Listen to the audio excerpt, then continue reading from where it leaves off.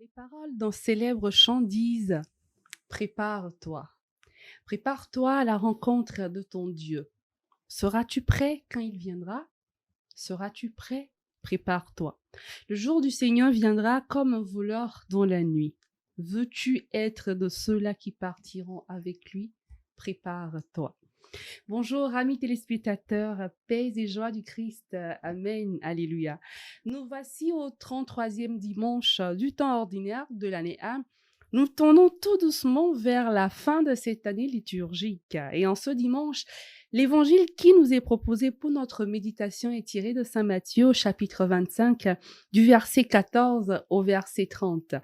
Et pour les commentaires du jour, nous recevons en studio le Père Léger Courtois. Il est SMA et il est de la paroisse Notre-Dame du Perpétuel Secours d'Agodeke. Bonjour, Padre. Bonjour. Comment vous allez? Je vais bien. Nous allons bien ici également. Merci. Et très ravi de vous avoir sur ce plateau de Dies Domini. Merci. Bienvenue. Alors, mon Père, je vais vous prier de nous lire le texte de ce dimanche, l'évangile bien sûr, et juste après, on va passer aux questions.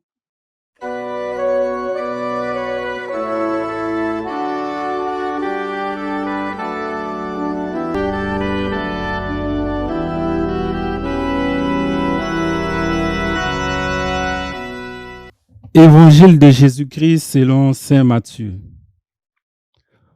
En ce temps-là, Jésus disait à ses disciples cette parabole.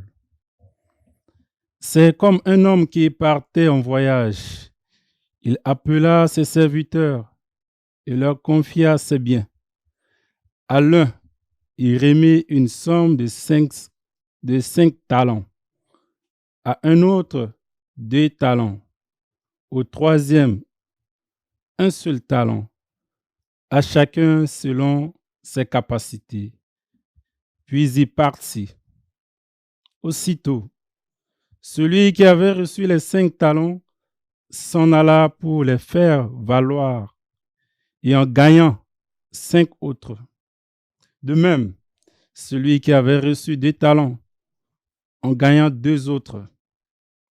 Mais celui qui n'avait reçu qu'un alla creuser la terre et cacha l'argent de son maître. Longtemps après, le maître de ses serviteurs revint et il leur demanda des comptes. Celui qui avait reçu 5 talents s'approcha, présenta 5 autres talents et dit: Seigneur, tu m'as confié 5 talents. Voilà, j'en ai gagné 5 autres. Son maître lui déclara: Très bien, serviteur bon et fidèle. Tu as été fidèle pour peu de choses. Je t'en confierai beaucoup. Entre dans la joie de ton Seigneur. Celui qui avait reçu 2 talents s'approcha aussi et dit: Seigneur, tu m'as confié 2 talents. Voilà, j'en ai gagné 2 autres. Son maître lui déclara: Très bien, serviteur bon et fidèle. Tu as été fidèle pour peu de choses. Je t'en confierai beaucoup. Entre dans la joie de ton Seigneur. Celui qui avait reçu un seul talent s'approcha aussi et dit: Seigneur, je savais que tu es un homme dur. Tu moissonnes là où tu n'as pas semé. Tu ramasses là où tu n'as pas répandu le grain. J'ai eu peur. Je suis allé cacher ton talent dans la terre. Le voici. Tu as ce qui t'appartient. Son maître lui répliqua: Serviteur mauvais et paresseux, tu savais que je moissonne là où je n'ai pas semé, que je ramasse le grain là où je ne l'ai pas répandu. Alors, il fallait placer mon argent à la banque et à mon retour, je l'aurais retrouvé avec les intérêts. Enlevez-lui donc son talent et donne-le à celui qui en a 10. À celui qui a, on donnera encore. Et il sera donc dans l'abondance. Mais celui qui n'a rien, se fera enlever même ce qu'il a. Quant à ce serviteur, bon à rien, jette-le dans les ténèbres extérieures. Là, il y aura de pleurs et des graissements des dents. Acclamons la parole de Dieu. Louange à toi, Seigneur Jésus. Merci, Père Léger. Alors, première question, mon Père. L'évangile de ce dimanche nous propose encore une fois une parabole, comme on l'a vu dans les évangiles des dimanches derniers, l'autre dimanche et le dimanche d'il y a 2 semaines. Alors déjà, est-ce que on pourrait savoir dans quel contexte on peut situer l'évangile de ce 33e dimanche? Oui, merci beaucoup. Évidemment, nous sommes en train de finir l'année liturgique et nous tendons vers la fin. Et nous nous préparons à emboîter l'année, le temps de l'Avent. Et depuis la semaine passée et cette semaine, les textes proposés nous préparent à entrer dans l'Avent. Et le texte pour ce dimanche nous présente un texte qui parle de la parousie, le retour de Jésus. Et c'est le contexte historique de ce texte. La mentalité des gens, Jésus était mort et ressuscité. Il a promis qu'il va revenir bientôt. C'est le second retour de Jésus, la parousie. Donc, ces gens attendaient ce retour.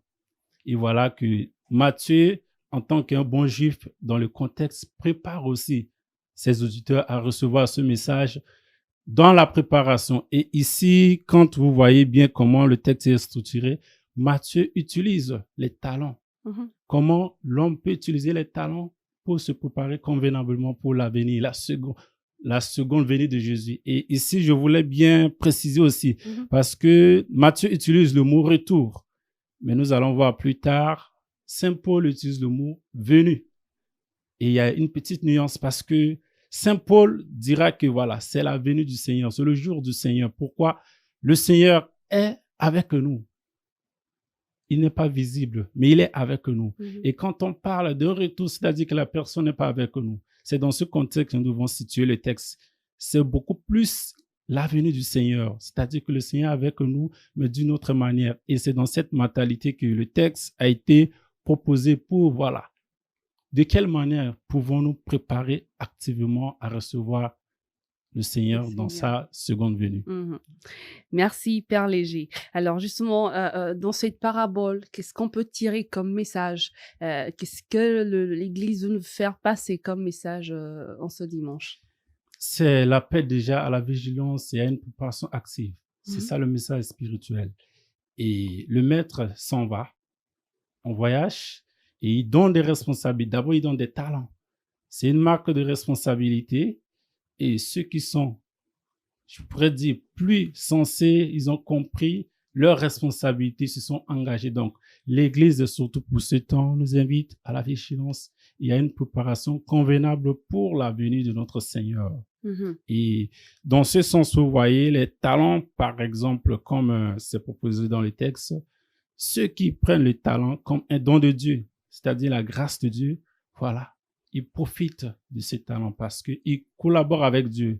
Et les talents deviennent un moyen pour eux de se préparer convenablement. Et nous, chrétiens, comme on le sait, de par notre baptême, nous avons été gracifiés. Et ces grâces, ces talents sont comme pour nous, un moyen pour nous de nous préparer à être éveillés pour attendre le Seigneur, malgré la longueur de l'attente, tout ça, mais le Seigneur nous a donné les moyens. Et ceux qui ont compris, les 2 premiers serviteurs, ont si bien compris et ils ont profité de ces talents pour se préparer convenablement. Mais est-ce que vous ne trouvez pas, mon père, que c'est un peu injuste vis-à-vis du dernier serviteur? Il n'a pas perdu son talent, il a gardé. C'est vrai, il n'a pas fait fructifier, mais il a gardé et il l'a rendu tel au maître. Mais le maître n'était pas content. Est-ce que vous ne trouvez pas que c'était un peu injuste par rapport à, enfin, vis-à-vis de ce serviteur-là? Je pense que c'est pas injuste. Vous voyez le raisonnement du 3e serviteur. D'abord, il commence avec un préjugé. Il a jugé son maître. Il n'a pas connu l'identité de son maître. Il a refusé de partager le bonheur avec son maître. Lui-même, il commence à dire, tu es dur, tu es sévère. Et voilà, c'est aussi un message pour nous. La peur peut nous paralyser. Ouais. Et c'est la peur qui a paralysé le troisième serviteur. Il ne peut pas faire un effort. Nous avons dit que ce texte nous prépare à la venue du Seigneur. Et c'est ça, la peur. Si on a la peur, ça peut nous fragiliser. Ouais. Ça peut nous empêcher de faire une préparation convenable. Et ce troisième serviteur, quand vous voyez, comme je l'ai dit, il a déjà jugé son maître sans pourtant faire un effort. Les deux autres, ils ont compris, ils ont pris le risque de faire un effort et voilà, ils ont été appréciés. Et voilà, ils vont partager le bonheur avec son maître, avec leur maître. D'accord. Alors aujourd'hui, à quoi est-ce que nous, on pourrait comparer ces talents en tant que chrétiens? Qu'est-ce qui représente ces talents que le Seigneur nous donne? Si on voudrait vraiment toucher du doigt les talents qu'on a, comment est-ce qu'on peut les représenter? Pour nous chrétiens, je l'avais dit déjà au début, de par notre baptême, nous avons reçu des grâces. Ouais. Et ces talents sont des grâces. Pour avoir fait une préparation convenable, nous avons besoin de la grâce de Dieu. Et c'est cette grâce qui nous soutient.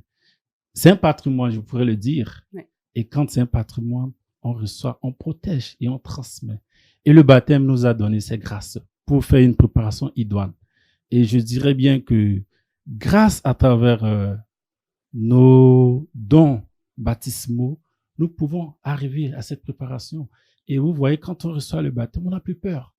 Le troisième serviteur, il avait eu peur. Alors, peut-on dire que celui qui est baptisé, il a peur? Non. Il a eu reçu une grâce. Il a été fortifié. Donc, fort de ces grâces baptismales, les deux serviteurs et nous, chrétiens, nous sommes appelés à aller en avant, à fructifier les dons que nous avons reçus du Seigneur. Et à la fin, le Seigneur va nous demander des comptes. Ouais. Si on reçoit, on fructifie. Et le Seigneur nous en demandera des comptes après. Merci Père Léger. Alors, vous venez de le dire, l'évangile de ce jour nous parle clairement de la venue du Seigneur et se situe à la fin des temps. Et cet évangile, vous l'avez dit aussi, nous prépare à la fin du temps liturgique et nous prépare à la fête du Christ roi bientôt.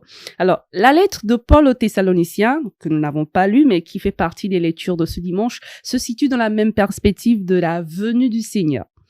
Pourtant, notre première lecture, le livre des Proverbes, nous fait l'éloge de la femme vaillante. On se poserait des questions. Est-ce qu'il n'y a pas un petit décalage entre la première lecture et les autres lectures? Mon père, est-ce que vous pouvez nous faire un rapport entre ces lectures? Et surtout la première lecture, le psaume qui se ressemble un peu aussi, et l'évangile de ce jour. Est-ce que c'est les mêmes messages que l'Église veut nous faire passer? Effectivement. Les quatre lectures avec les psaumes se rejoignent, si vous voyez bien. Dans la première lecture, on a décrit cette femme comme une femme vertueuse, une femme qui travaille, elle est productive, une femme qui est fidèle à son mari, une femme qui n'a pas peur, qui fait confiance. Et nous allons retrouver ces mêmes caractères chez les deux serviteurs et les premiers serviteurs.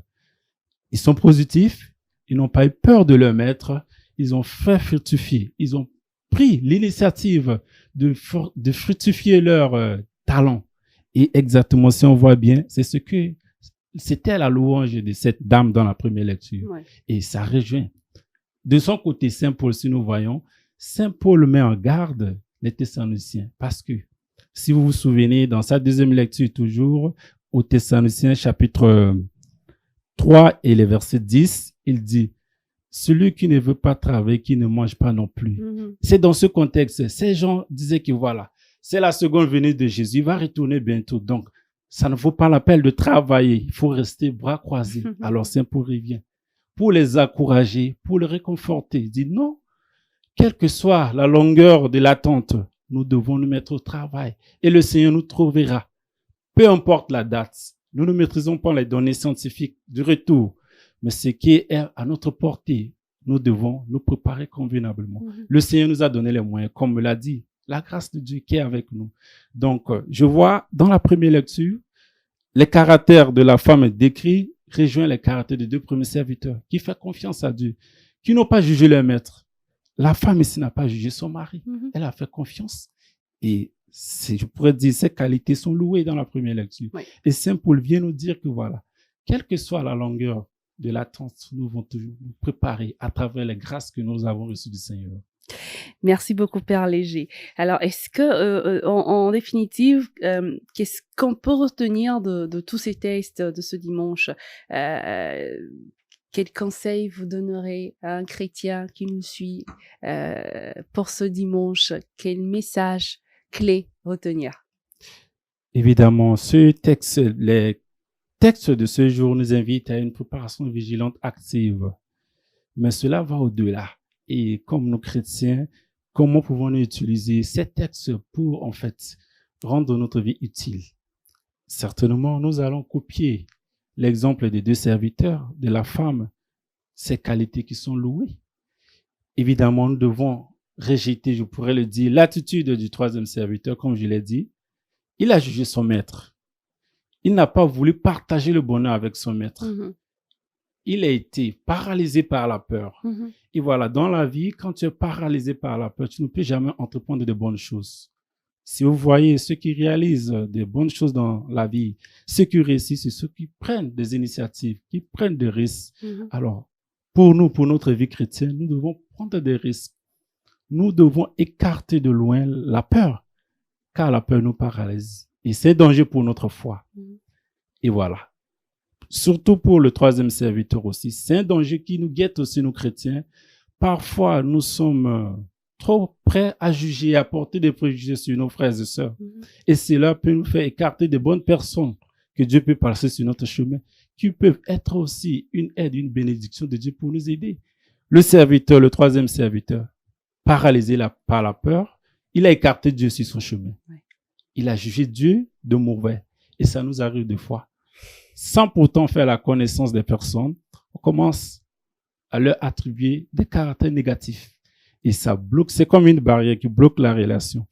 Mais pourtant, Dieu peut mettre des gens sur notre chemin qui peuvent être une bénédiction pour nous, pour atteindre l'objectif que nous cherchons. Donc, le message, c'est un message qui est aussi valable pour notre vie spirituelle, mais ça peut nous aider dans notre vie concrète. Celui qui veut réaliser de bonnes choses doit s'engager, doit risquer. Et Dieu est là pour donner la grâce. Dieu donne la grâce, mais toi, tu dois faire le travail. Et c'est cela, ce à quoi nous sommes entendus, nous sommes appelés, nous les chrétiens. Merci infiniment, Père Léger. Merci pour vos commentaires sur le test de ce 33e dimanche. Infiniment merci à vous d'avoir accepté notre invitation. On espère vous revoir encore Merci, pour une autre fois. Oui. Merci. Bien de choses à vos paroissiens à Godeke. Merci. Et à très bientôt. Merci à vous. Alors, chers amis téléspectateurs, moi, pour finir, je voudrais encore une fois citer le père Damien Stamper du diocèse de Blois en France, qui nous dit dans son commentaire sur l'évangile du jour que la gestion du royaume n'est pas répartie de manière égalitaire entre tous les serviteurs. Certains reçoivent plus et d'autres moins. L'important n'est pas ce que l'on reçoit, mais que tout le monde reçoive quelque chose à faire fructifier. De même, on n'attend pas que tout le monde produise le même fruit, mais on attend que tout le monde produise du fruit et fasse fructifier ce qu'il a reçu. Il ne s'agit pas de regarder ce qu'a reçu le voisin, mais bien ce qu'on a reçu en propre. Il n'est pas demander la même chose au pape, à l'évêque, au curé, au diacre ou au baptisé, mais tous sont des serviteurs appelés à faire fructifier leur talent. Et on ne leur demandera pas qu'a fait le voisin, mais ce qu'ils ont fait eux-mêmes de leur talent. La morale de l'évangile n'est pas si injuste que cela. Elle renvoie, comme la semaine dernière, à la responsabilité de chacun. Merci de nous avoir suivis. On se retrouve la semaine prochaine pour le dernier dimanche de cette année liturgique A. D'ici là, portez-vous bien et soyez bénis. Au revoir.